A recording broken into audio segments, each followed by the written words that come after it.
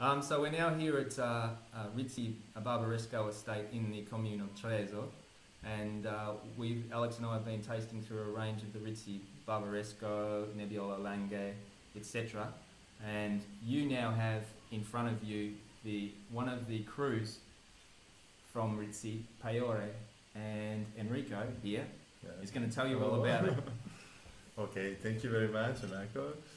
It's a pleasure to have in video directly in Australia from Trezo, here in Piedmont, in the area of Barbaresco. So the wine that we tasted together, because I'm here in the glass, is the Barbaresco Pajore 2010.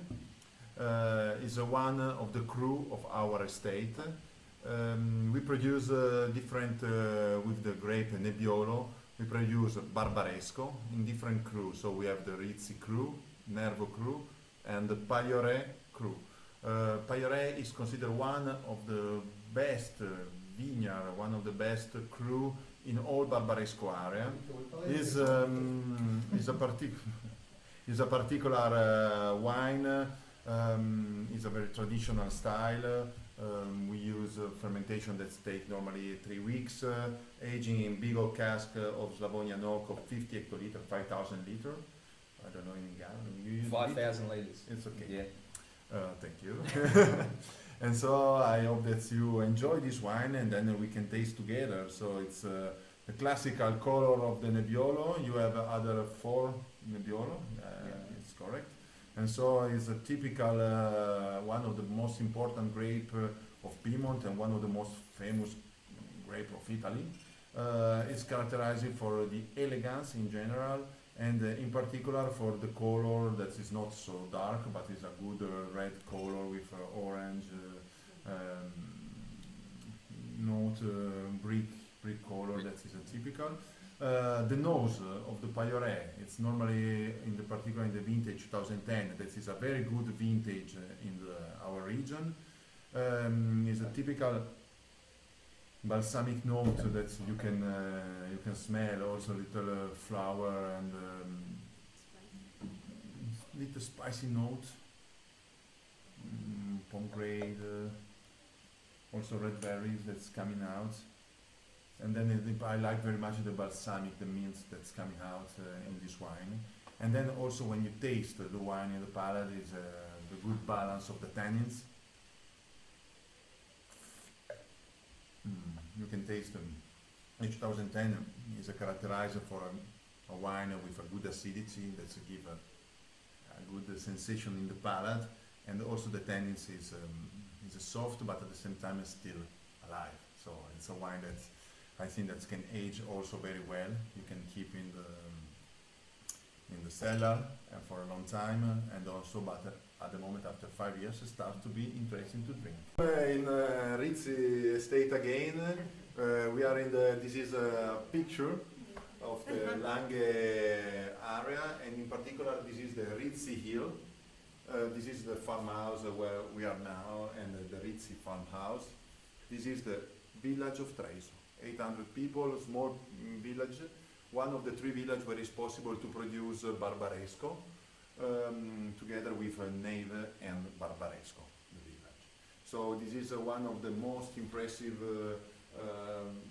hill vineyards, because it's amazing to see all these hills without no house in the middle, all vineyard.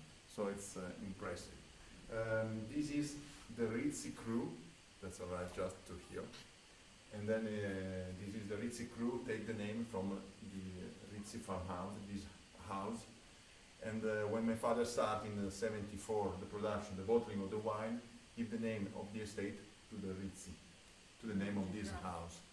And now it's also considered Rizzi is one of the crew, of the 60 crew in Barbaresco. And we have mostly 40% of the old crew is our property, and we have all the top part of the crew Rizzi. Neighbor to the Rizzi crew, there are the Nervo crew. This is a smallest crew, 16 hectares. We have a 4 hectare here, just in the Nervo crew, and we make another crew that is called Barbaresco Nervo. The third cru, that is the wine that we taste today, is just 2 hills behind this. So it's not possible to see in this picture, but it's just the hill that's here. So there are this hill, another hill, and the hill, more direction, north direction Barbaresco. So it's the Pajore have the characteristic of the Barbaresco area, like soil, for the characteristic of the soil. In general, all the soil of this hill, in the Langhe and in Barbaresco, is the white, blue marl, alternate by sand, depends, and so depends on the quantity of the sand of the marl, and in general is very rich in a calcar soil. We have another wine that we didn't speak before, that is the Barbaresco Riserva. That we make one Barbaresco Riserva that we call Boito, from the name of this farmhouse, and in general is the top part of the Rizzi Cru. So now we are tasting together with Michael and Alex.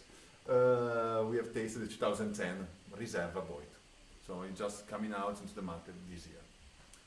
And what's particular about that part of Boito? So the part of Boito, in general, we take this part, just the top part of the Rizzi Cru, in particular because in this part, for us, is the more rich soil, more clay, more structured and power and deep soil. There are a vein of brown clay soil just here. That's cut here, and so we decide the grape that's coming from here is more structured, more stronger, more that can long life also for the wine that's can for the wine that's coming out need more time. And so I hope that you enjoy the wine, and then you have a good experience with the Nebbiolo grapes, with all the other wine of the Nebbiolo, and then little by little you fall in love of this grape, and naturally in the Barbaresco Rizzi better. Thank you. Bye bye.